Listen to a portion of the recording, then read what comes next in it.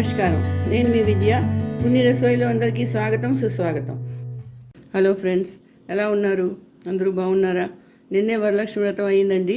అందరూ చాలా హ్యాపీగా చేసుకున్నట్టుకున్నారు. మేము కూడా చేసుకున్నాము. ఇప్పుడు నిన్న వరలక్ష్మి వ్రతానికి అందరూ ఏం చేస్తారంటే వాయినం ఇస్తారు.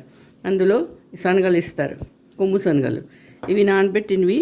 దీంతో నేను మంచి రెసిపీ చెప్తాను మీకు, చూడండి. ముందుగా ఒక కప్ కొమ్ము శనగలు తీసుకున్నాను. ఇవి పచ్చివండి. దీన్ని ఏం చేశానంటే కుక్కర్లో పెట్టుకొని 2-3 సీటీలు కొట్టించాను. కొట్టిస్తే ఇదిగో ఇది ఉడికిపోయిన శనగలు. ఈ శనగలు ఉడికిపోయండి. ఇదిగో ఇలా మెత్తగా ఉడికిపోయి. ఇప్పుడు గ్యాస్ ఆన్ చేసుకున్నాను, మూకుడు పెట్టుకున్నాను. అందులో 3 చెంచాలు నూనె వేసుకున్నాను. ఇప్పుడు పోపు వేయాలి. చూడండి, కొంచెం ఆవాలు, 1 చెంచా ఆవాలు, 1 చెంచా జీలకర్ర,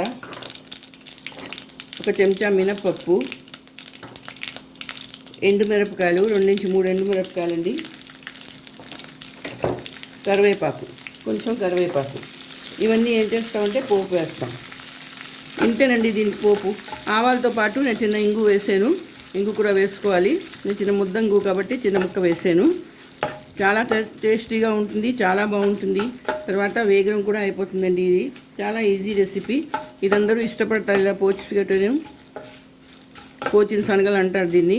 చూడండి, ఇది కొంచెం మినపప్పు ఎర్రగా అవ్వాలి. చూడండి, మిరపకాయలు కూడా ఎర్రగా అయిపోయి ఇప్పుడు ఈ ఉడికిన శనగలు ఇందులో వేసేయాలి. పెట్టుకున్నాను కదా, ఈ శనగలు ఇందులో వేసేయాలి. వేసి కొంచెం కలుపుకోవాలి. గ్యాస్ సిమ్ చేసేయాలి. ఇప్పుడు కొంచెం ఉప్పు వేసుకోవాలి.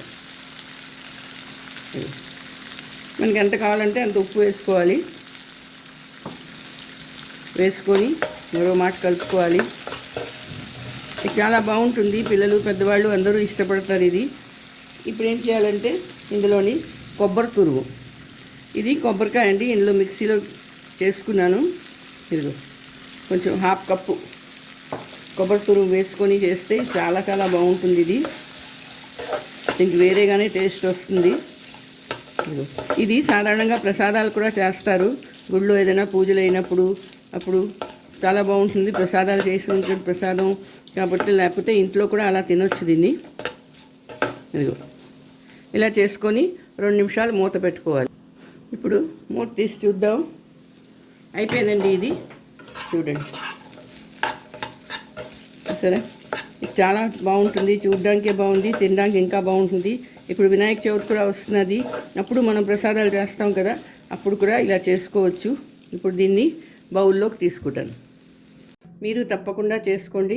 నా ఛానల్ కానీ మీరు సబ్స్క్రైబ్ చేయకపోతే తప్పకుండా చేయండి. అలాగే లైక్, షేర్ కూడా చేయండి. మళ్ళీ ఇంకో వీడియోతో కలుస్తాను. అంతవరకు సెలవు.